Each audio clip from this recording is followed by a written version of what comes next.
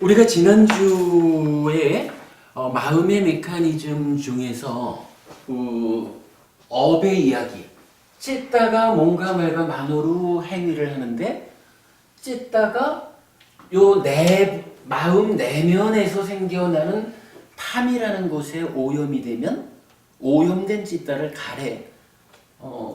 찢다는 마음심이죠. 땀하라고 하는 게 가래죠. 찢다가 내면에서 생겨나는 탐에 오염이 되면 가래가 되죠. 그래서 가래가 뭔가 말과 만으로 오염된 행위를 하면 요 오염된 행위를 취라고 한다. 이렇게 보았고 그 행위의 결과로 식이 머문다라는 이야기를 했죠. 우리 눈으로 보이지 않지만 완전한 깨달음을 성취한 부처님께서 지혜의 눈으로 보아서 업이라고 하는 것, 행위, 업이라고 하는 것이 업 자체로 어떠한 연결관계를 갖는 것이 아니라 업이 그 오염의 정도에 따라서 이렇게 말했죠. 욕계의 보를 초래하는 업을 지으면 식이 욕계에 머문다 그랬죠. 색계의 보를 초래하는 업을 지으면 색계에 머물고 무색계의 보를 초래하는 업을 지으면 무색계에 머문다. 이렇게. 그래서 이 자리에다가 제가 어떤 표현을 썼냐 하면 경에서 나타나는 표현이지만 업의 상속자 우리가 누굽니까? 라고 하면 업을 의지처로 하고 업을 친지로 삼고 그러면서 업의 상속자라고 하는 표현이 경에 나타나지 않아요. 내가 누구냐 하면 과거의 업을 상속한 사람이요. 이런 이야기죠. 근데 이 업의 상속이라고 하는 것이 어떤 메커니즘으로 상속받을까? 요 부분을 제가 지난주 이렇게 설명드린 거죠. 부처님께서는 업, 찢다 또는 따나 요것이 원인이 되어서 뭔가 말과 만으로 행위하는 것. 요게 업이란 말이죠. 요 업이 오염되면 식이 머무는데 요 식이 머문다라고 하는 요 사건을 우리가 이렇게 이해할 수 있다는 거죠. 행위를 했어. 업을 지었어. 근데 이 업이 업 그대로 어떠한 연결 상태를 가지고 유지되는 게 아니라는 거예요. 부처님은 분명히 업은 지어지는 거고 이 업이 오염되었다라는 것을 조건으로 식이 머물고 식이 머물면 어떻게 돼요? 명색이 출현해서 오온을 구성하잖아. 이 오온이 오치온인 나 몸과 마음으로 이루어진 내가 살아간다라고 하는 이 오치온인 나에 쌓여가지고 나를 바꾸잖아요. 그래서 우리가 지난주 그거 봤죠? 얼마나 오래 살아왔는지도 잘 모르니까 현재 이 오치온이라는 게 몇 개의 오온이 쌓여 있는 걸까? 상상이 안 되죠. 대략 비유적으로 천조 개의 오온이 쌓여 있고 그거에 집착한 상태가 오치온이라고 한다면 이제 한 순간의 행위를 통해서 식이 머물었다. 업을 상속받아서 식이 머물고 오온이 구성돼서 쌓이면 천조 하나 그래 됐죠. 그리고는 요 천조 개짜리 오치온인 나하고 천조 하나 개짜리의 오치온인 나하고가 같을까 다를까? 따져보니 이거 사실 아날로그적으로 그 차이라는 것이 0.0000000 이래가지고 그 차이를 말할 수가 없죠. 그러나 디지털적으로 부처님은 판단을 하셔서 어쨌든 천조와 천조 하나는 다르다. 그래서 천조 개짜리는 소멸하는 것이고, 그죠? 천조 하나짜리는 새로이 태어나는 것이다. 생겨나는 것이다. 요거 우리가 보았던 거죠.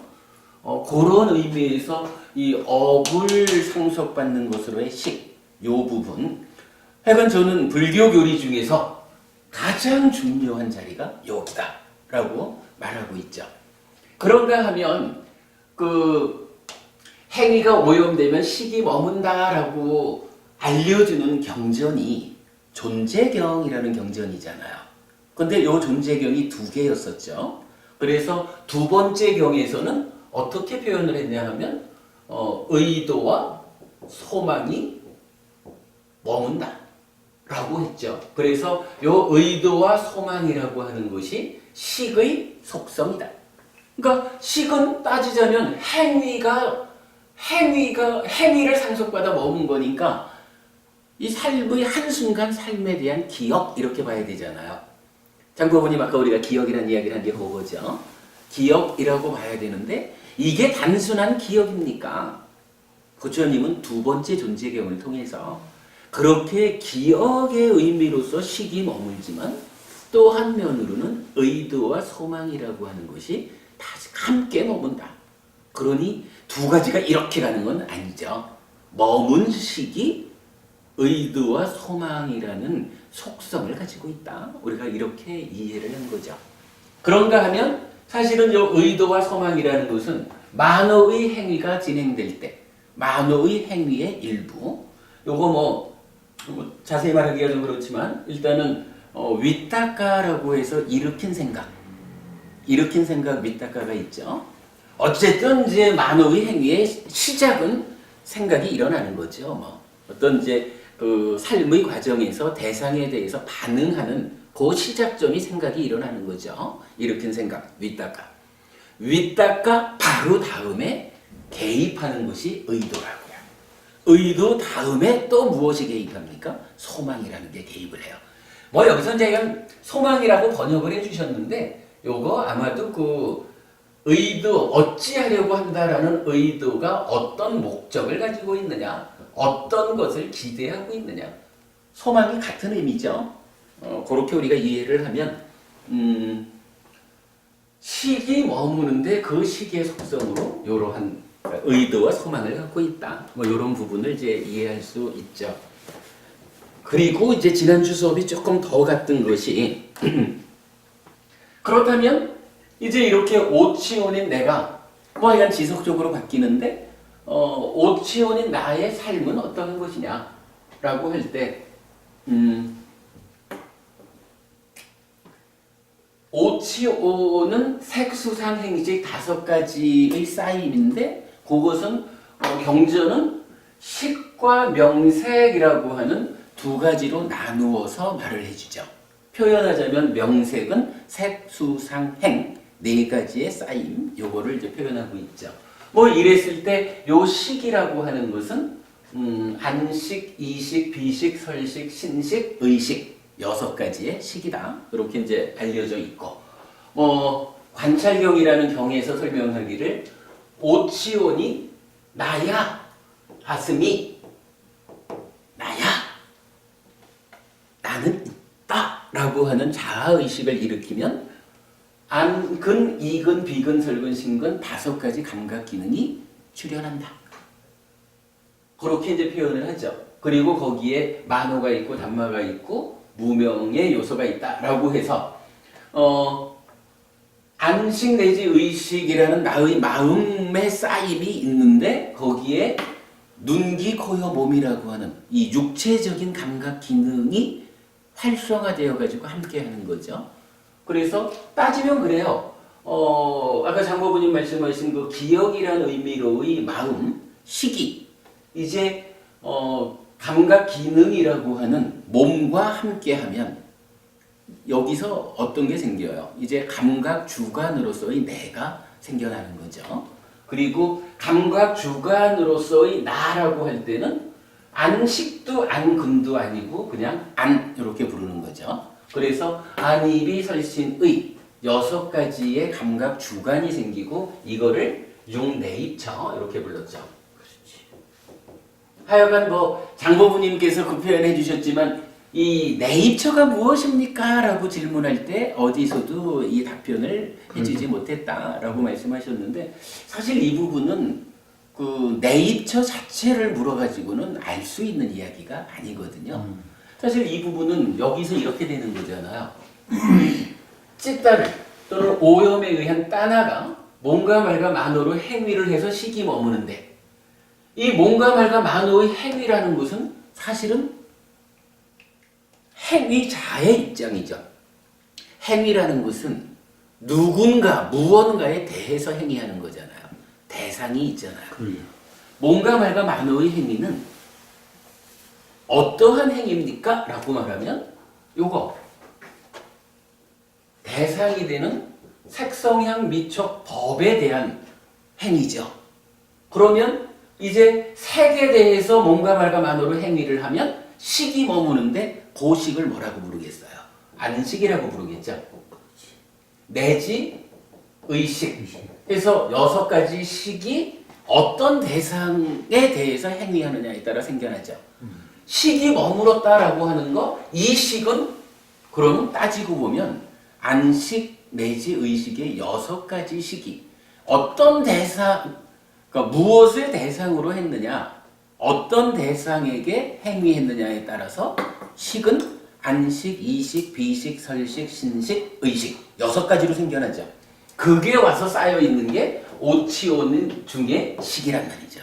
그러니까 이 식은 안식 내지 의식인 6가지 식으로 나누어서 설명할 수가 있는 거죠. 그러면 요게 설명이 되고 요런 상태에서 오치온이 아스미 나야 라고 자아의식이 사라지지 않으면 안근 내지 신근 5가지 감각 기능이 활성화한다, 출현한다. 부처님이 요렇게 설명해 주는 부분이 우리가 이해가 되어야 그래서 마음이 몸과 함께, 감각 기능은 분명히 몸이에요. 마음이 몸과 함께 해야 우리가 잘 쓰는 표현이죠. 뭐 제가 아무리 제 눈이 장보부님을 향해서 장보부님이라는 색이 제 눈의 망막에 감각 기능 안근에 상을 맺어도 저의 마음이 귀로 가가지고 보고는 있지만 무슨 소리일까? 라고 내 마음이 귀로 가 있으면 안 보이는 거예요.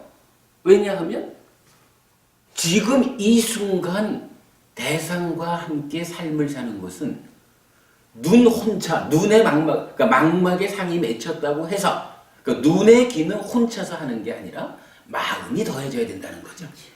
내 마음이 귀로 딱 가 있으면 귀에는 표현하자면 고막 뭐 이래가지고 이근 소리를 듣는 감각 기능이 있잖아요.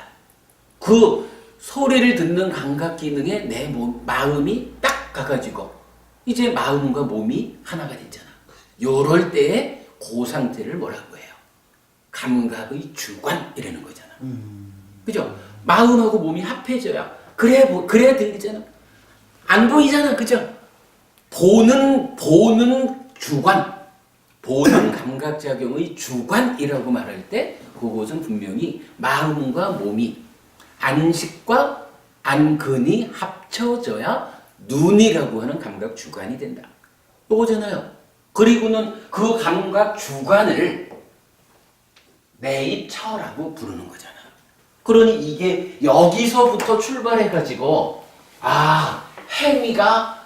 행위가 무엇을 대상으로 하느냐에 따라서 6가지 식이 머물고는 와서 쌓일 때 요게 구성이 된다. 그래서 마음과 몸이 하나로 된 상태에서 감각하는 그거를 내입처라고 부른다. 이 얘기를 내입처가 무엇일까라고 여기서 백날 찾아봐요. 보이나? 안 보이는 거거든요. 그러니까 이 부분을 답할 사람이 없다라고 하는 게 현실적이에요. 니까야가 이런 식이 머무는 사실을 가르쳐주지 않으면 모르는 거거든요. 그런 의미에서 그러면은 스님 네. 내입처가 어디 있어요? 라고 얘기하면 어디라고 얘기해야 돼요? 내입처가 어디 있느냐? 지금 저의 내입처는 법부님이 그 말씀하시는 것을 듣느라고 나의 마음이 귀로 가서 들었거든요. 지금 이 순간에 나의 내입처는, 그러니까 나의 감각 주관은, 또는 감각 주관으로서의 나는 귀였죠. 감각되는 그 자리에 있는 거죠. 그런데 법부님이 말씀을 하셔도 제가 무언가 장법부님 보는 쪽으로 마음이 가 있으면 이 순간 귀는 내입처가 아니죠.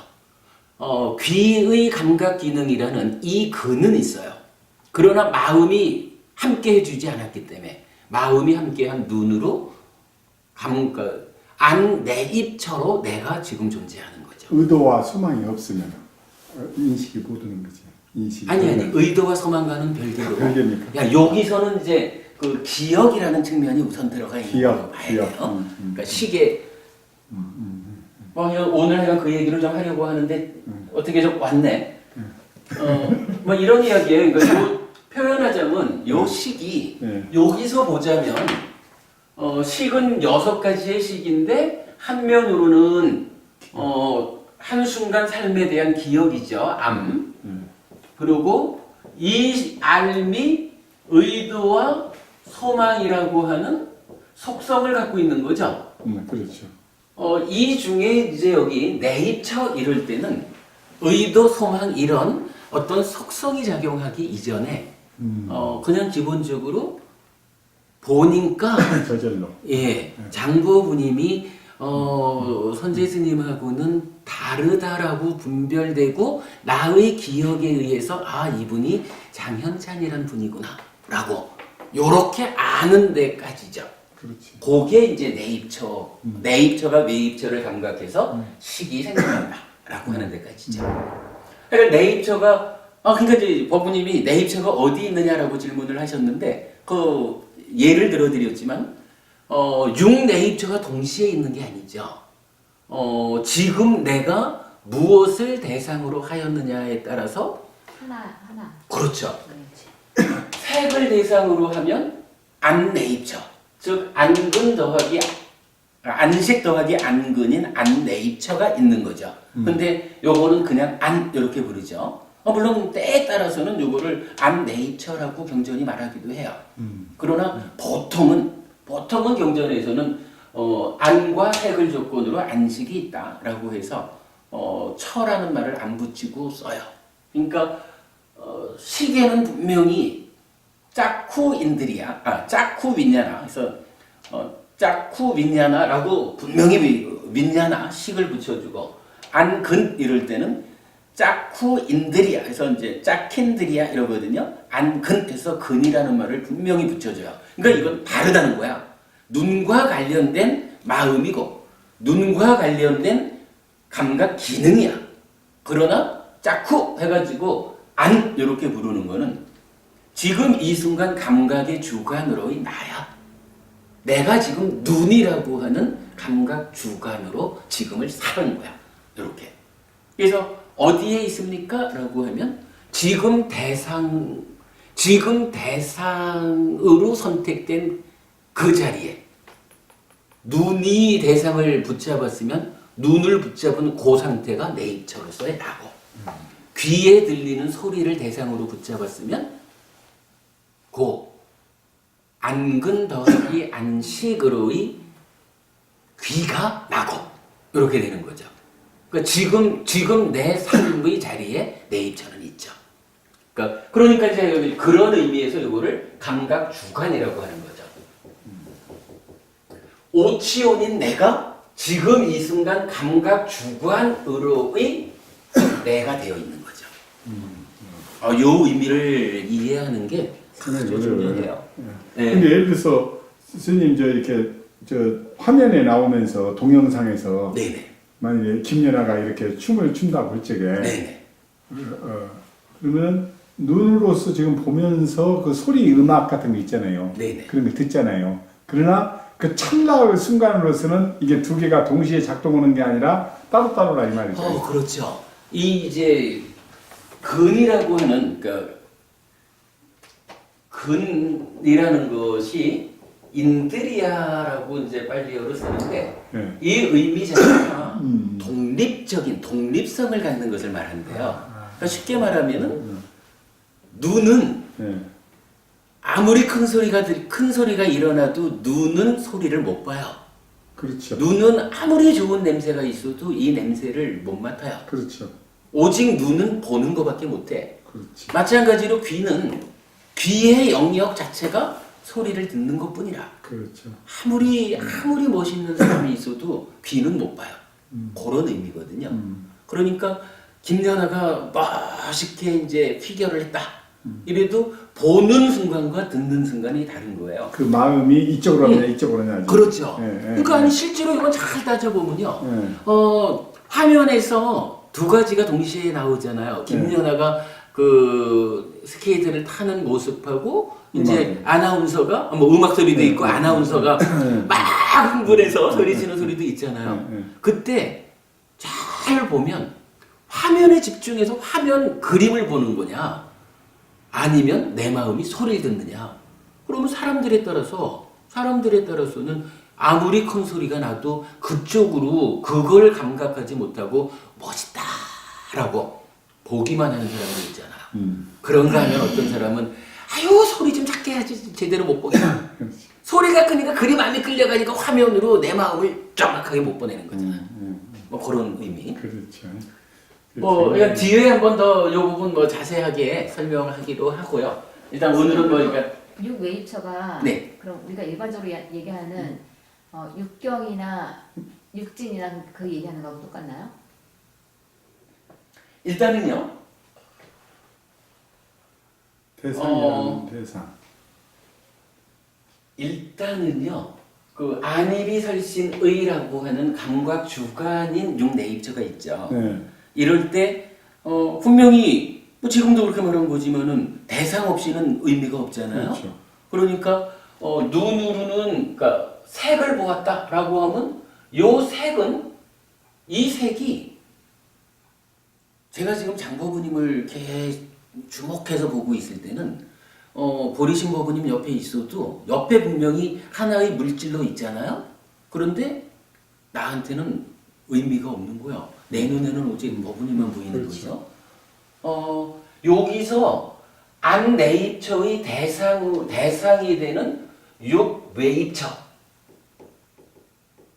그러니까 지금 대상이 되어서 이 순간 감각주관인 내입처가 대상으로 한 것은 육외입처, 감각의 객관 이렇게 말하는데 그러면 감각의 객관으로의 장보부님은 외입처예요. 그런데 똑같은 색이 감각의 객관화되지 못하고 그냥 색으로 있는 거잖아요. 그런 경우 그냥 경이야. 그러니까 전체가 다. 전체가 다. 아니 사실 뭐 우리가 사는 세상이 따지면 색성향 미촉이라고 하는 이 보이거나 들리거나 냄새 맡아지거나 맛보아지거나 감촉되거나 이러한 물질적인 것들로 가득 차 있죠. 그것은 내가 보든 안 보든 잠자든 깨어있든 있어요. 그거 그냥 경이라고 말하는 거예요. 그럼 스님 그 입처라는 뜻이요. 지금 내 입처, 그 입처 그러잖아요. 예. 그 입처라는 뜻이 그 의미하는 바가 예. 그래요. 그게요. 예. 이제 사실은 아야따나라고 해서 그 우리가 이제 유깁 이럴 때 보면 그 12연계에서 유깁이라면 살라야따나 이렇게 말하죠. 요 아야따나라고 하는 말이 지금 말하는 이제 감각의 주관 객관. 그래서 따지자면 이거 이렇게 봐야죠. 우리가 다 알지만 안과 색을 조건으로 안식이 이러면 안과 색을 조건으로 안식이 생겨난다 이거잖아요. 그럼 요거 표현하기로 이제 우리가 마음이라는 데 주목해서 안식이 생겨나려면 또 새로운 식이 생겨나려면 뭐가 필요해요?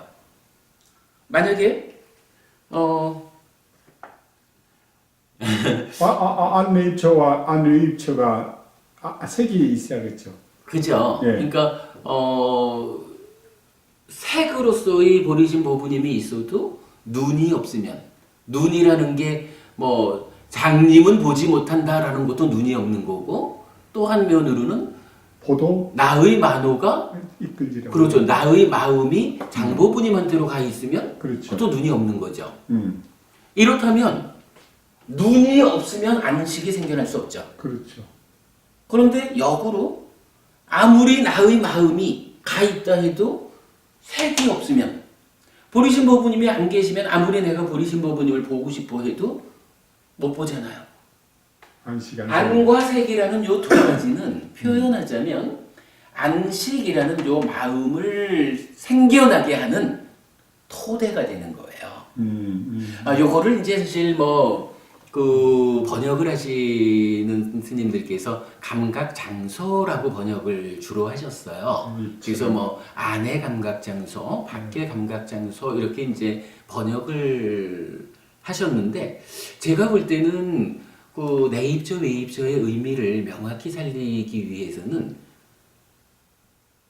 만약 이거를 장소, 감각 장소, 감각이 일어나는 장소 이러면 요게 조금 애매할 수가 있어요. 그러네요. 네. 만약에 이게 장소라면 눈이라는 장소에서 색이라고 하는 장소를 뭐 대상을 본다라고 하면 그래요? 누가 보지? 이런 문제가 생길 수 있는 거예요. 그러죠. 그죠? 어떤 장소에 하나의 장소, 안과 밖의 두 개의 장소에서 감각작용이 일어난다라고 하면 그 감각작용은 누가 하지? 이럴 수가 있는 거예요. 그런데 누가 해? 이미 안 자체가 감각 주관으로서 내 마음으로서 마음이 몸과 함께 해가지고 이미 내가 되어 있는데 그죠? 이미 내가 감각의 주관으로서 보는 거지 눈이라고 하는 하나의 장소에서 또 다른 어떤 내가 있어가지고 보나? 아니잖아요. 물론 뭐 이제 그 번역하신 스님께서 그런 의미로 하신 건 아니겠지만 요게 감각 장소라고 번역이 될 때 그 따지고 들어가 보면 요런 그 애매함이 있을 수 있어요. 그러니까 그때는 그 안식과 저 위에 안균이 있을 적은 그 스님이 먼저 번에 말씀하신 백조개지 않습니까? 그 그렇죠, 그렇죠. 백조개 하나 플러스 월. 그렇죠. 그렇죠. 예. 예. 다르죠. 요건 이제 그렇죠. 예. 요거는 우리 좀 전에 말한 거로 하면 1000조개짜리 쌓여 있는 식이고 예. 요거는 이제 플러스 하나가 하나가. 새로 우리가 말하는 새끼쳐져 생겨나는 거죠. 맞아요. 새끼쳐져 예. 생겨나는. 예. 뭐 그렇기 때문에 요거는 이제 안과 색이라는 두 가지는 감각이 일어나는 감각작용이 발생하는 장소라고 우리가 이해하기보다는 지금 말했지만은 안이 없으면 안식이 안 생겨나잖아요. 그렇죠. 색도 없어. 색이 없으면 안식이 안 생겨나잖아요. 안식이 생겨나기 위해서는 두 가지의 토대가 필요한 거야. 두 가지의 필수 조건이 있어야 되는 거예요. 그러니까 부처님도 경에서 누누이 예를 들어서 부처님이 안을 조건으로 안식이 있다 이렇게 말씀하셨다면 색이라는 건 없어도 안만을 조건으로 색이 안식이 생겨나는구나 이렇게 볼 수가 있는데 부처님은 이 자리를 모든 경전을 통틀어도 안을 조건으로 안식이 있다거나 색을 조건으로 안식이 있다거나 이렇게 말하지 않거든요. 안과 식을 조건으로 안식이 있다. 안과 식 두 가지가 반드시 함께 있어야 안식이 새로운 마음을 새끼친다. 요거거든요. 그러니까 이제 요거라 이거 번역을 이제 내입처 외입처를 했으니까 그럼 이때 처라고 하는 내입처 외입처 요것의 의미를 어떻게 보아야 하느냐라고 할 때 저는 이제 요거를 감각작용이 일어나는 장소라고 보는 것보다는 참으로 그러니까 식을 생겨나게 하는 필수적인 두 가지 요건, 필수적인 두 가지 토대 요렇게 보아야 하지 않을까. 그래서 이제 일단 그러니까 요 얘기를 토대라고 우리가 이해를 해보자고요. 그러면 토대라고 하는 요 말이 빨리 원어가 있을 거 아니에요. 그죠? 빨리 원어가 있을 거라고. 그게 아야따나거든요. 그렇죠. 그러니까 부처님이 그 6내입처와 6외입처를 합하면 이게 일체다 이렇게 말씀하실 때 뭐 그럴 때에 하여간 그 6가지의 아야따나라고 말을 하거든요. 그 원어가 아야따나야. 근데 이 아야따나를 우리가 토대라고 이해를 해보면 토대 이렇게 말할 때 아따야나라고 쓰셨는데 아야따나예요?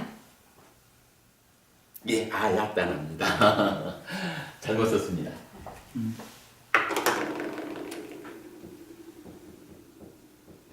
맞아요. 아야따나입니다. 이제 요 토대라는 약간 안식을 만드는 두 가지 필수적인 조건 요런 의미로 그러니까 그런 의미를 갖는데 순서를 조금 달리해야죠. 일단 아야따나라는 것은 의미를 그렇게 본 거예요. 그러니까 식을 만들기 위해서 필수적으로 있어야 되는 두 가지 요건. 그런데 요거를 이제 중국 사람들은 아야 단어를 어떻게 번역을 했냐 하면 처라는 말로 번역을 한 거예요. 처. 이래 되니까 요 처라는 말을 그냥 한자적인 의미로 딱 번역하면 장소 이렇게 번역할 수가 있겠죠. 그렇죠. 근데 요 처가 그냥 장소라고 번역될 때에 좀 애매함이 있다. 그렇다면 어떻게 볼까 해서 그 의미를 보니까 하여간 식을 만드는 두 가지 필수적인 요건. 이래 되니까 요 처라는 말을 토대라고 이해하는 것이 옳지 않을까. 그래서 이제 저는 이제 이걸 토대라고 쓰는 거죠. 그러니까 감각장소란 말 대신. 그런데 중국 사람들은 또 요거를 입이라고도 번역을 했어요. 있죠. 입이라는 말은 뭐예요? 들립자잖아. 그래요. 근데 들립자라고 하는 요거 상당히 잘 번역한 거예요. 뭐냐 하면 눈이 색을 감각해서 그러니까 내 몸 밖에 나의 밖에 있는 장보분임을 감각해가지고 내 안으로 들여오는 거잖아요. 그러니까 입이라는 것은 요 자리의 기능을 그죠? 감각작용이라는 기능을 잘 나타내 준 거예요. 처보다 더 나은데요. 그죠? 네. 그러니까 이제 요 자리에서 어떤 일을 하느냐라는 작용성, 기능 측면에서 보면 분명히 입이라 받아들임. 근데 요 각각을 그러니까 작용 이전에 작용의 주체인 색과 안, 작용이 일어나기 위한 주관, 객관 요런 측면으로 보면 또 철하고 하는 그 말도 필요하죠. 그렇죠. 그죠? 그러니까 분명히 한 가지만으로 이게 분명히 작용만 있는 건 아니잖아요. 그 자체의 존재성도 설명이 돼야 되니까. 그렇지. 그런데 그러면 이제 요게 처고 입이면 되잖아요. 그래서 요거를 실제로 그래서 경전은 뭐 여러 군데서 우리가 쓰다 보면은 육처라고 써요. 네, 그러더만. 안이비설신의 육처. 그러면 요거 하여간 안이비설신의 저걸 말하는 거예요. 안식도 아니고 안근도 아니고 식과 근이 합해져서 감각작용의 토대가 된 거. 해가지고 육처 이렇게 쓰거든요. 그리고 요거 대표적으로 12연기에서는 12연기에 어떻게 하나요? 식을 조건으로 명색이, 명색을 조건으로 육입이 이러잖아. 네, 그래요. 육입이 바로 그거예요. 감각작용이 이루어진다. 그 얘기예요. 그런데 또 사람들, 그러니까 중국 사람들이 묘하게 요 하나를 처로도 번역하고 입으로도 번역하고는 아예 합쳐가지고 입처라고도 번역을 한 거예요. 근데 요거 입처, 요것도 사실은 타당성이 있어요. 지금 선재스님 말씀하신 데 대해서 제가 작용으로의 입이라는 번역이 훌륭하지만, 그러나 그 자체의 존재성을 나타내는 처라는 말도 필요하다. 이렇게 봤잖아요? 그러니까 입처라고 하면 어쩌면 이게 정확한 표현일 수 있어요. 안이비설신의 색성향 미촉 법, 요거는 받아들이는 작용을 하는 그 토대가 되는, 아니면 그렇게 봐야 되겠죠. 받아들이는, 즉 감각작용을 통해서 식을 만드는 토대가 되는 거라는 아야타나를 총괄적으로 설명하는 거죠. 그러면 이제 이게 입처라는 말이 타당성을 가진 거예요. 그러면 이제 간단하죠. 이 안이비설신의가 기본적으로 입처야. 입처는 입처인데 색성향 미촉 법과 견주면 어때요? 이건 나잖아. 안에 있는 거잖아. 안에 있으니까 내 입처예요. 6개니까 6내 입처라. 역으로 색성향 미촉 법은 똑같이 입이고 처고 입처거든요. 그런데 밖에 있잖아. 그러니까 왜 입처? 6개니까 요 왜 입처. 질문 잘하셨어요. 이게 뭐 시간을 많이 써서 그렇긴 하지만 이 부분이 정말 중요한 거예요. 그래서 그 반야신경에 무한이비설신의 쪽에 네네. 이것이 전제가 안 되면은 그렇죠. 이해가 안 간다고. 모르는 거죠. 근데 실은 모르는 거예요. 한국 미안하지만 스님들이 모르는 거예요, 그거. 그게 이제 똑같은 거예요. 예를 들어서 제가 이제 틈틈이 말씀드리는 반야신경의 시작이 어떻게 돼요? 저기 관자재보살 행심반야바라밀다시 조견 오온 개공 도일체고액 이렇게 나오잖아요. 그 말이 오온이 모두 공하다라고 비추어 보면 도일체고해. 네. 일체의 괴로움을 건넌다. 일체의 괴로움이 소멸한다. 이거잖아요. 네.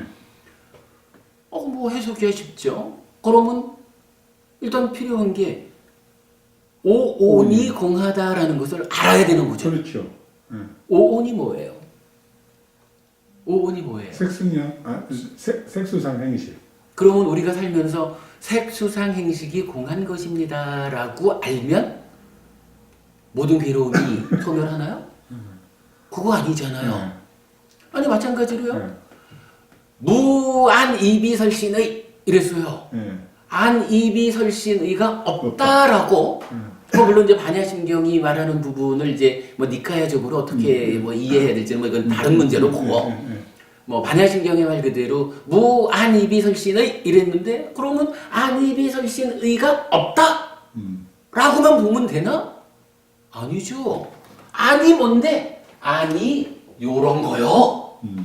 요거 요렇게 생겨온 거요. 이 내용을 모르고 안이라는 게 없는 거예요. 요렇게 안다고 해가지고 삶의 문제가 풀어지냐고요? 아니잖아요. 이렇게 알지 않고는 반야심경을 아무리 많이 읽고 아무리 많이 해석을 해봐야 의미가 없을 수 있어요. 그렇잖아요. 오온 자체가 우리가 이제 마음의 메커니즘 제가 그저 지난주 부산법회에서 오온 설명한 거 동영상 보시라고 말씀드렸죠. 오온이라는 게 무언지를 우리 삶의 이야기 가운데서 구체적으로 이해해야 색이 공하다라고 하는 이것을 보아야 하는구나. 수가 공하다는 걸 보아야 되는구나. 상이 공한 거, 행이 공한 거, 식이 공한 거. 이걸 알아야 공한 줄 알므로써 괴로움을 벗어나죠. 공부가 그렇게 돼야 마땅하죠. 자, 어쨌든 아야까나라고 하는 요거는 뭐 우리가 그 한 줄을 다 써서 이해해도 괜찮을 만큼 중요한 일입니다. 요거 아는 거 불교 공부에 아주 필수적인 거죠. 어쨌든 이제 그렇게 해서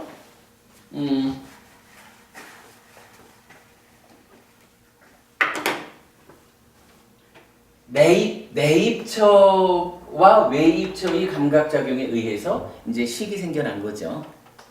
식이 생겨났는데 뭐 기왕 얘기하는 김에 한마디 더 하죠. 방금 이제 장법부님 말씀하셨지만 요 식은 따지자면 1000조개짜리 쌓여 있는 그거. 그 식이 몸과 함께 내입처가 되어가지고 감각주관이 되어가지고 외입처 감각객관을 감각했더니 이제 한 알갱이의 식이 새로 생겨난 거죠. 저는 사실은 요거 안과 색을 조건으로 안식이 생긴다. 요 부분을 부처님이 정말로 혁명적인 선언을 하신 것이다. 라고 말을 해요. 만약에 말이죠. 안과 색을 조건으로 식이 생겨나는 이 현상이 알려지지 않는다면 어떤 일이 생기냐 하면 자, 요렇게 생긴 안식이 어떤 일을 해요?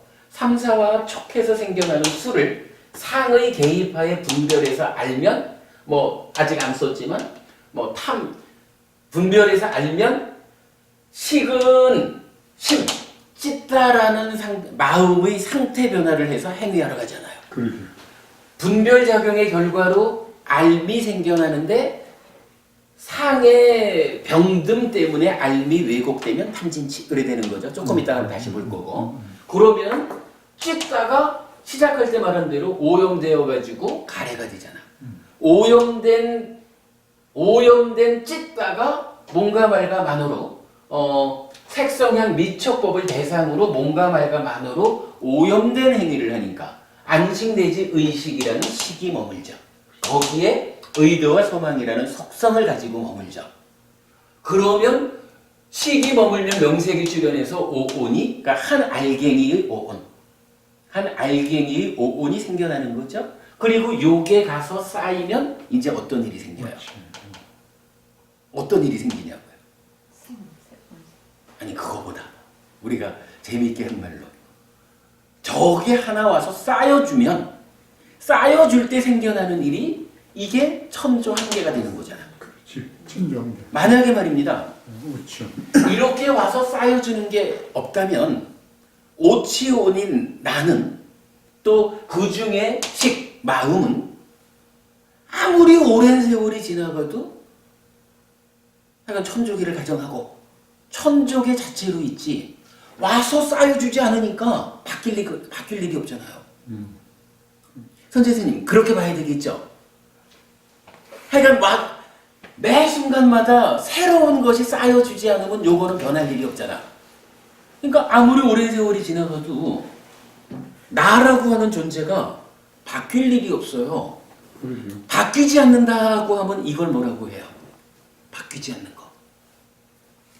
상상하고 상당하죠. 그죠? 바뀌지 않는 게 상나가정이라고.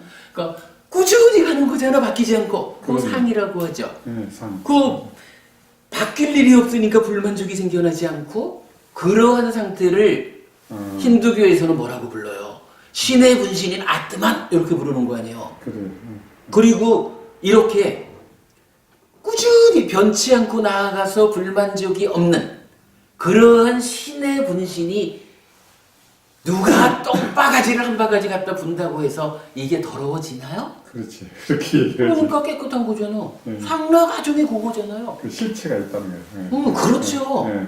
그러면 제가 왜 여기서 안과 색을 조건으로 안식이 있다라는 부처님의 요 말씀이 혁명적인 선언이다 라고 말하냐 하면 우리는 그냥 재밌게 요걸 이해하느라고 새끼친다, 새끼쳐진 식이다 이렇게 말을 하지만 여기서 새끼쳐진 마음이 자기 증식의 과정을 거쳐서 여기에 쌓여주는 요 일이 없으면 일단 그 시작 자리로 안과 색을 조건으로 안식이 생겨난다? 새로운 마음이 생겨나서 지금 이 순간을 산다? 요런 내용이 부처님에 의해서 선언되지 않으면 이제 결과가 그게 되는 거예요. 그게 선언이 안 될 때 오치원인 내가 변하지 않는 거예요. 그렇죠. 지금 따져보니까 요거 상나가정인 거죠. 힌두교에서 말하는 진화. 상나가정. 진화. 그렇죠. 진화, 신의 분신. 신의 분신이 내 안에 딱 들어와 있는데 바뀔 수가 있는가? 그렇지. 그 상황이 돼버리는 거예요. 틀린 말이네요. 그렇죠. 네. 그러나 이게 하나의 알갱이가, 그러니까 하나의 그러니까 새로운 마음이 새끼쳐지면 이게 일련의 과정을 지금 요 순간을 살고 그 삶의 결과로 한 알갱이의 오온을 만들어서 쌓으면 이제 매 순간순간마다 개가 1조 하나로 바뀌고 다음 순간에는 1조 하나짜리도 없어지고 1조 2개짜리가 생겨나고 다음 순간에는 1조 2개짜리도 없어지고 1조 3개짜리가 생겨나고 천조, 천조 3개 이래 되면 이게 뭐예요? 지속적으로 앞에 것은 소멸하고 새로운 것이 생겨나잖아. 그러면 이렇게 지속적으로 소멸하고 새로운 것이 생겨나는데 여기에 어떻게 아라고 할 것이 있고 어떻게 여기에 항상함이 있냐고요. 이게 무상고무하지 뭐 우리 삶이. 그래서 이거 안과 색을 조건으로 안식이 있다라고 하는 요 말이 제가 볼 때는 그야말로 혁명적인 선언이에요. 부처님이 알려주는. 그리고 이렇게 혁명적으로 선언된 요 마음이 식이 이제 쭉 일련의 과정을 거치면 식이 머무는 요러한 현상이 있는데 이건 시작할 때 이렇게 말씀드린 거죠. 불교 교리 중에 가장 중요한 부분. 왜냐하면 부처님은 이렇게 혁명적으로 무상고 무아적인 나의 삶을 설명하는 시작에 새끼쳐지는 식을 말했거든요. 근데 이 식이 과정을 거쳐서 행위를 하잖아. 그리고 요 행위 이후에 행위의 결과로 그냥 보통 사람들이 말하듯이 업이 윤회한다거나 무언가 업이라고 하는 것의 지속 상황, 어떤 그 상속 상황 이런 거를 그 부분으로 그 부분이 그냥 설명되어 버리면 사실은 부처님 생각하고 다르죠. 부처님이 알려주는 삶의 현실이 다르죠. 부처님은 바로 그 자리를 행위가 오염되면 식이 머문다. 표현하자면 업을 상속받는 식이 머문다. 요 부분을 알려주셨기 때문에 그것에 의해서 참으로 오온이라는 한순간 삶의 결과로서의 오온이 생겨나서 오치온인 나를 바꾼다. 이렇게 되는 거잖아요. 시작 자리는 혁명적인 선언이라고 한다면 이제 그 결과의 자리 요거는 그야말로 부처님이 아니면 이러한 현상을 알려주지 못하는 거죠. 그러기 때문에 요것이 불교 교리에서 가장 중요한 자리다라고 저는 말하는 거죠. 여기에서 오치온 상태가 제일 처음에 천조라고 하면 네. 저기 입처를 통해서 12입처를 통해서 새롭게 새끼쳐진 식이 천조 하나라고 보고 식에 머문 상태는 천조 두 개가 되는 거 아니에요? 아니죠. 왜냐면 천조 하나가 오염된 마음으로부터 행위를 해서 그 오염된 그 행위로 인한 그 식이 범임이니까. 예. 네. 어미 식. 무슨 말씀인지 알겠는데 예. 그 부분을 아마 이렇게 하면 이해가 되실 거예요. 이 존재경이 식을 머문다고 말하잖아요. 이 존재경이 비유를 하나 들어줘요. 참 묘하게 요새 부산법회하고 아주 그 의도하지 않는데 같은 내용을 계속 말하게 돼요. 어제도 부산법회에서 그 말씀을 드렸어요. 식의 머금을 말하는 존재경이 비유를 들기를 식은 씨앗이다. 가래는 수분이다. 업은 대지다. 이렇게 말을 해줘요. 땅에다가 씨를 뿌리고 물을 주면 뭐 싹이 튼다 하겠지만 하여간 결과적으로 열매가 맺는 거죠. 그죠? 그러면요. 여기 열매가 뭐겠어요? 열매가 뭘까? 비유적으로 지금 말하고 있는데 식이 머무는 저기 열매겠지 뭐. 그죠? 열매는 식의 그러니까 머문 식이죠. 머문 식이 열매라고. 그러면 지금 이 비유는 뭐냐 하면 식이 머문다. 머문 식이라는 열매가 열리려면 이 열매가 열리려면 땅도 있어야 되고 씨도 뿌려져야 되고 거기에 물도 줘야 된다. 이거거든요. 저는 사실은요. 공부를 처음 시작할 때는 이 씨앗은 식을 말하는데 이 식이 무언지를 이해하지 못했어요. 그때는 이 정도의 그림을 그리지도 못했지만 대략 봐도 지금 상태로 우리가 봐도 요 그림 안에 식이 몇 개가 나타나요. 이 그림 안에 식이 보세요. 요 식, 요거랑 같은 거죠. 표현하자면 1000조개짜리 식도 나타나는 거죠. 여기에 새끼 젖은 식이 하나 나타났죠. 1001개. 그죠? 그리고 이 식이 와가지고 식이 머물었죠. 새끼 젖은 식이 이제는 머문 식이라고 하는 어떤 표현하자면 요게 식이 일련의 과정을 거치면서 자라났다 이렇게 봐도 좋을 것 같아요. 오염되었다. 더. 아니 뭐 오염 때문에 뭐 자라나는 과정에서 오염이 있었다 이렇게 봐야 되겠지. 하여간 뭐 어쨌든 하여간 저기식도 있고 이렇게 머문 식도 있잖아요. 그리고 이게 가서 쌓이잖아요. 그럼 식이 몇 가지가 있는 거예요? 식 덩어리 6가지로 알려진 식 몸체로 같은 건 생겨난 거 머문 거 그게 오온 안에 있고 그러면 뭐 덩어리로 만지면 3가지로 봐야겠네요. 그러면 3개의 식이 있어요. 그럼 이 그림 안에 그러면 이때 식의 적이죠? 민야나죠? 아, 예, 식이 민나나죠. 그러니까 요 오온에서 말하시는 지금 현재 민야나이잖아요. 아, 예, 예. 식은요. 선생님, 그 얘기 조금만 이따가 다시 할게요. 자, 도리신 부모님. 네. 씨앗이 되는 요 식은 3개의 식 중에 어떤 식일까요? 식의 머문. 식의 세 머문이 번째. 아닌 것 같은데? 우리가 금방 봤지만 머문 식을 열매로 봤는데? 열매로 붙죠. 그러니까 경전이 말하기를 행위가 오염되면 식이 머문다 그리고 요거를 비유하기를 열매. 요렇게 말해줬거든요. 요거 이렇게 보면요. 그러니까 행위가 오염되면이라는 게 어떤 말이냐 하면 찢다가 원인이 돼서 뭔가 말감안으로 행위를 하거든요. 그렇죠. 그럼 이 행위한다라는 게 업이잖아요. 그렇죠. 그런데 이 업의 원인이 찢다라. 그런데 이 찢다의 탐이라고 하는 오염이 발생하면 가래가 돼버리잖아. 그래. 그러면 찢다가 업을 지으면요 식이 머물지 않잖아요. 왜냐하면 오염이 없잖아. 식이 머무는 것은 오염된 행위의 결과로 머물잖아요.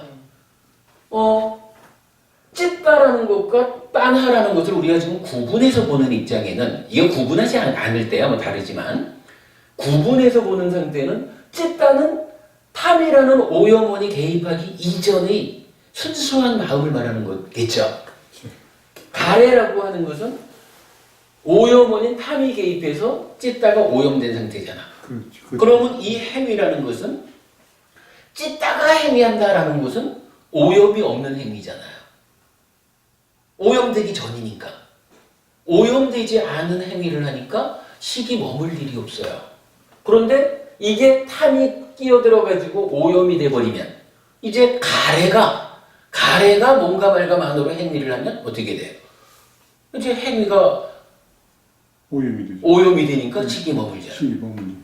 네, 그렇게 놓고 보면 이제 요거 그러면은 그 식이 네. 6이 새끼쳐진 식이 되겠네요. 그렇죠. 그렇게 봐야 되죠. 저는 처음에는 그거를 이 경전을 처음 접할 때는 솔직히 저 이해할 수가 없었어요. 근데 이제는 제가 분명히 알아요. 그러니까 지금 보면 이런 거예요. 부처님은 하여간 열매가 맺기 위해서는 씨도 뿌려야 되고 땅도 있어야 되고 수분이 비가 와야 된다 이 얘기인데 요거는 우리가 지금 업에 대한 개념으로 보면 요거는 합해가지고 오염된 행위 이렇게 보면 되겠죠? 그렇죠. 오염된 행위야. 그러니까 가래가 뭔가 말감안으로 행위를 해. 그런데 이 행위가 어디에서 시작된 거야? 이게 1000조개짜리 천조개짜리 마음이 동시에 와가지고 행위하느냐? 요거 아니라는 거잖아요.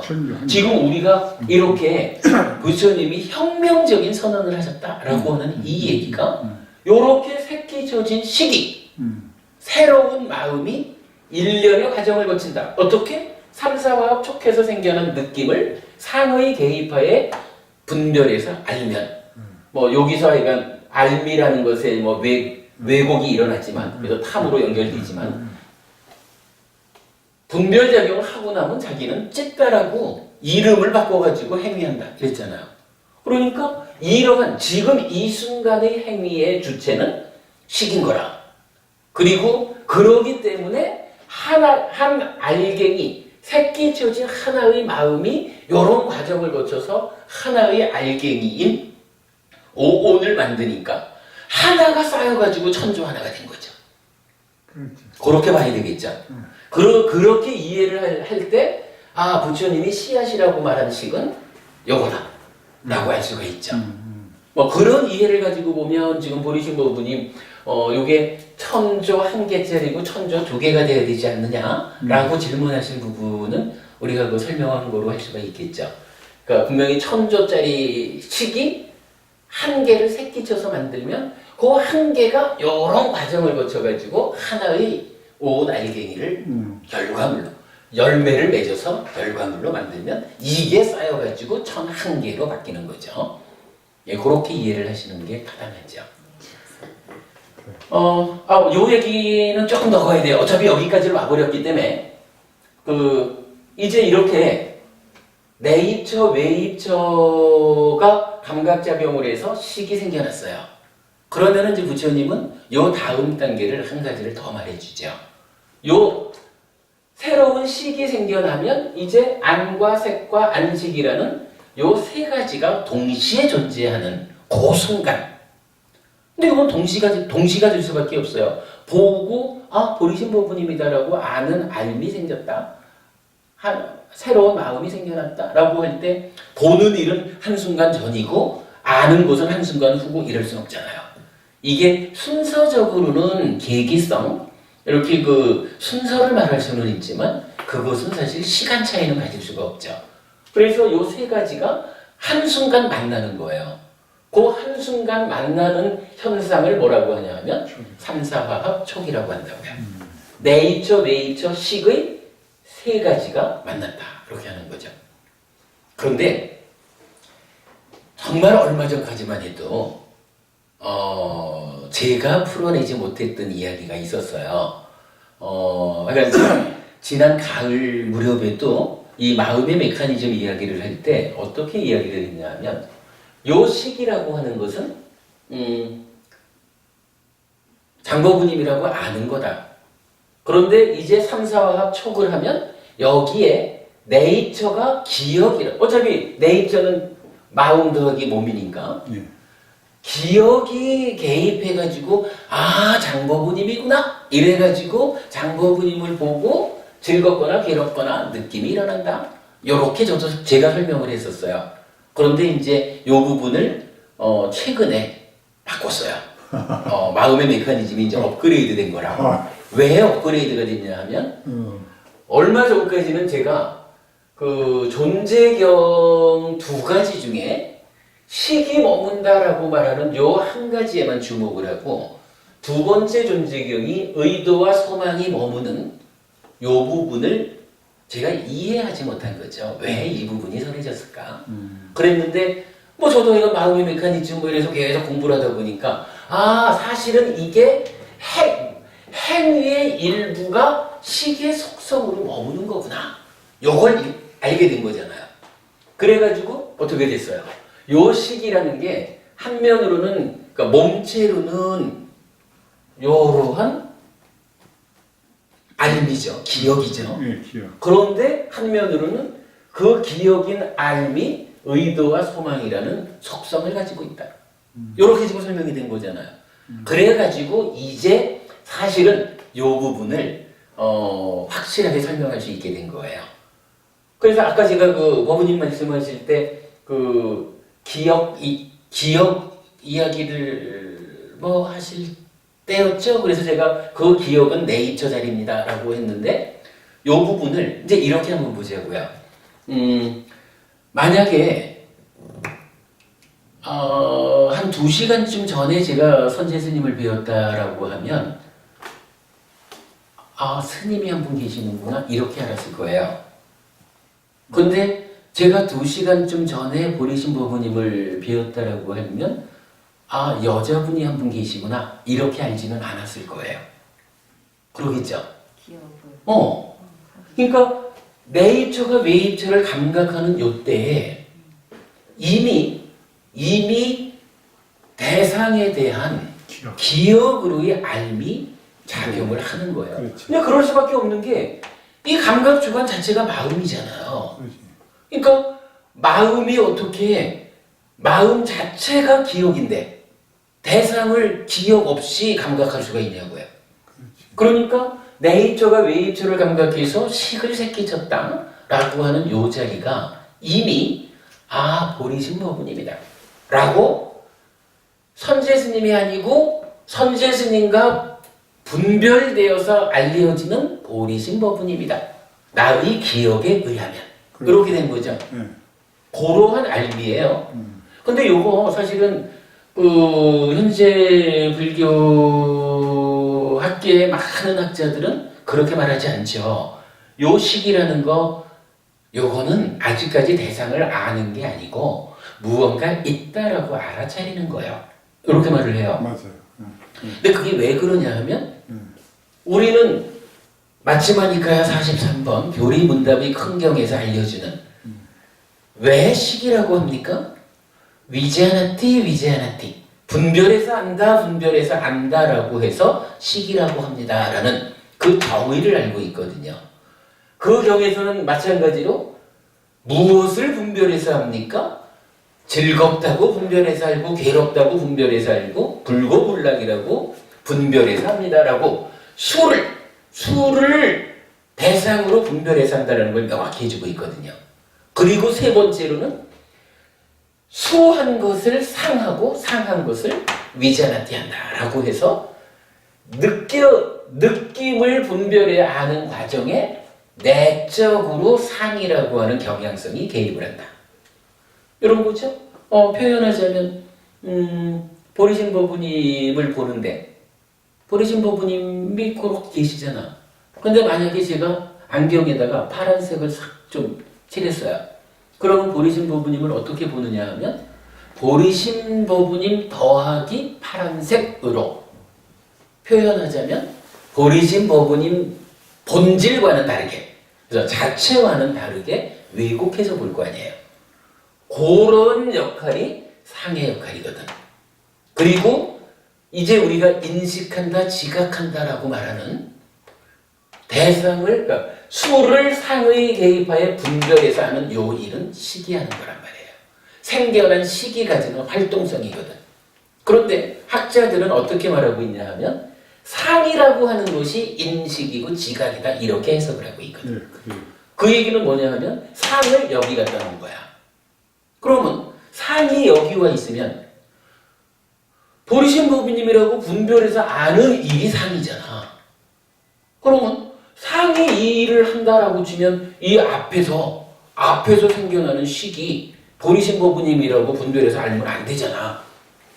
선생님 그러겠죠? 그렇지. 그러다 보니까 학자들이 이게 뭐 저기 전 세계적인 이야기죠. 뭐 대부분 불교학자들이 이 식을 어느 선배 학자의 책을 보고는 그렇구나라고 따라가는 거지 뭐. 그래서 이 식은 지금 우리가 이렇게 말하듯이 보리신 보부님이다라고 분별해서 아는 식이 보리신 보부님에 대한 삼사와 촉에 의해서 생겨난 이 기쁜 마음, 기쁜 느낌을 상의 개입하에 또다시 분별해서 하는 이러한 식의 활동성, 이 부분을 감춰버렸잖아. 근데 경전은 분명히 만치마니까야 43번 교리 문답의 큰 경에, 경 제목이 아예 교리에 대한 문답이에요. 그 교리 문답의 경에서 여러 가지 중요한 답을 주는데 저는 그 중에 하여간 대표적으로 중요한 게 이 얘기라고 보는 거예요. 우리 마음의 내면 이야기를 기준을 주잖아. 그렇게 보기 때문에 이제 요 생겨난 시기 이미 내입처가 기억으로서 작용해가지고 보리신 보부님이라고 분명히 분별이 아닌 거예요. 다만 선제 스님을 2시간 전에 보았을 때는 내가 아직 모르는 사람이니까 스님이시네. 스님은 스님인데 아직까지 기억에 의해서 분별되지 않는 내가 모르는 스님이시네. 이렇게밖에 모르는 거지 뭐. 그게 기억이 개입하는 삶의 과정이죠. 그리고 나면 이제 삼사화합 촉이라고 해가지고 이제 하나의 내입처 외입처 식이 만나는 자리가 있는데 이런 현상이 있는데 그러면 이것도 또 애매한 거예요. 내입처라는 것이 이미 마음이 기억이라는 그 역할로 식을 만들었단 말이죠. 그런데 삼사화합 촉할 때는 또다시 안과 색과 안식이 만나는 거거든. 그럼 이때에 여기에 개입하는 이 식은 무엇일까? 기억은 이미 앞에서 썼는데. 그러니까 이제 여기에서 식이 가지는 속성으로의 의도, 소망. 뭐 그 중에서도 뭐 특히 이제 소망, 기대, 어떤 뭐 하여간 대상에 대한 목적, 요런 부분으로 보면 되겠죠. 요렇게 내입처인 천조짜리의 식, 요것 중에 기억이라는 거 앞에 쓰고 남아있는 식의 속성이 삼사화합 촉에 개입을 하는 거예요. 삼사화합 촉에 대해서 제가 이제 최근에 좀 명확한 이해를 한 가지 했는데 어제 대구법회에서는 부산법회에서는 2가지로 설명을 했지만 오늘은 좀 간략하게 넘어가서 이 삼사화합 촉이 뭐예요? 내입처, 외입처, 그리고 생겨난 식 3가지가 만나는 거죠. 요 세 가지가 만난다 그러면 우리가 보편적으로 보면 둘이 만나도 누가 앞장서는 사람이 있죠. 셋이 만나면 틀림없이 누군가 대장 노릇하는 사람이 있을 거예요. 그러면 여기도 이제 3, 4화합 촉해서 내입처, 외입처, 식 세 가지가 만나거든. 여기도 누군가 대장 역할을 하는, 그러니까 3, 4화합 촉을 주도하는 누군가가 있을 거예요. 그러면 스님 저 위에서 지금 안색하고 안식 이 세 가지가 나오는 거 있잖아요. 예. 그 단계가 이제 천조 한 개짜리가 있단 말입니다. 아니지, 여기까지는 천조개고, 예, 그 여기에 천조 이제 한 개. 한계가 생겨난 거죠. 예, 썼죠. 예. 그것도 그 지금 삼사화합이라는 것이 삼사화합은 별개가 아니잖아요. 똑같은 아니, 그러니까. 거잖아요. 요 내입처라고 하는 것은 천조개짜리가 오는 거고, 예, 그렇죠. 외입처는 요거고, 예. 색이고, 식은 생겨난 한 개짜리고, 그렇죠. 합해가지고 이제 1001개가 만난 거지. 그렇지. 그냥 그게 삼사화합이죠. 예. 예, 요랬을 때 제가 여쭤보는 게, 예, 이 세 가지 중에 예. 누가 대장 노릇을 하겠느냐는 거예요. 누가 주도하겠느냐. 3, 4화합 촉이라는 요 만남의 현상을 식이 대장이죠. 식이대장, 예. 왜 식이대장일까요? 주관하는 감각 주관인 내입처가 대장 아니에요? 그럴까요? 스님은 어떻게 생각하세요? 세 가지 중에 누가 대장 노릇을 할까? 자, 저거 선사합 중에 예. 누가 대장이랄 거는 그런 생각습니다. 벌써? 아, 그런데 그게 있더라고요. 아니, 제가 그래서 좀 전에 그렇게 말을 한 거거든요. 저는 내가 옛날에는 3, 4화합 촉은 그냥 단순히 만나는 자리라고 봤는데, 이게 마음의 메커니즘에 이런 업그레이드가 되다 보니까 식의 속성이라는 부분을 알게 되니까 예, 3, 4화합 촉이 함께 업그레이드가 돼주는 거예요. 예. 경전은 분명히 선생님 저 죄송히만 미안이만 조금만 중재해 소변을 먹어야 아유, 돼. 이따 다녀오세요. 네. 아, 가만히 있어. 그러면 5분만 있다 가세요. 네, 요거 네. 하고 잠깐 쉬지 뭐. 아, 어디 가셔요, 그러면. 저기, 쉬었다 합시다. 네. 질문 던져놓은 상태에서 좀 쉬었다가. 네, 촉부터 시작해주세요. 예. 그러니까 누가 대장이냐? 그거부터, 거기에 대한 답부터 하죠.